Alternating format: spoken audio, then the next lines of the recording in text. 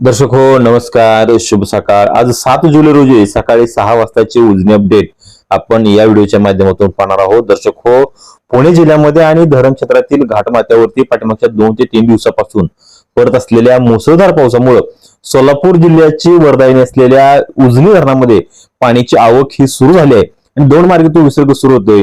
आज सगळ्यात मोठी आवक जी आहे ती सगळ्यात मोठी आवक दौंडवरून आजपर्यंतची या हंगामातली पहिली आवक उजनी धरणामध्ये ते सकाळी 6च्या अपडेट नुसार दौंडमधून उजनी धरणामध्ये जवळपास 1,45,561 क्युसेकचा विसर्ग हा दौंड मार्गे उजनी धरणामध्ये मिसळतोय। त्यामुळे उजनी धरणाची पाणी पातळी वाढलेली आपल्याला या ठिकाणी दिसून येते।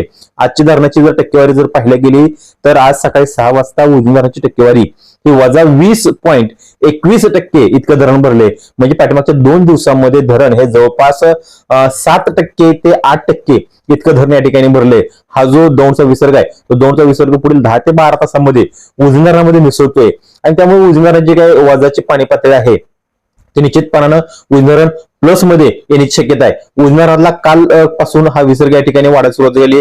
रात्री जर आपण 9ची अपडेट आपण त्या ठिकाणी पाहिले असेल तर रात्री 9 वाजता दौंडचा विसर्ग हा 80,000 क्युसेक्स इतका होता।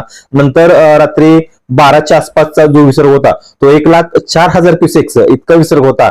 मात्र तो पहाटे पुन्हा 3 वाजता तो 1.25 लाखाच्या आसपास विसर्ग गेला आणि 6च्या अपडेट नुसार तो दौंडचा विसर्ग हा 1,45,561 क्युसेक इतका विसर्ग या ठिकाणी झालेला आहे। तेव्हा आता उजनी धरणाची जी टक्केवारी आहे पाणी साठ्याची वाढ आहे ती वाढ व्हायला सुरुवात झाली आहे। आणखीन पुणे जिल्ह्यात या ठिकाणी पाऊस सुरू आहे त्यामुळे उजनी धरण लवकरच जे आहे मायनस मध्ये आहे ते मायनस मधून निघून उजनी धरण हे प्लस मध्ये येणार आहे। त्यामुळे त्याचे अपडेट जे आहे ते अपडेट आम्ही तुमच्यापर्यंत आपल्या या परिवर्तन न्यूजच्या माध्यमातून पोहोचवतो।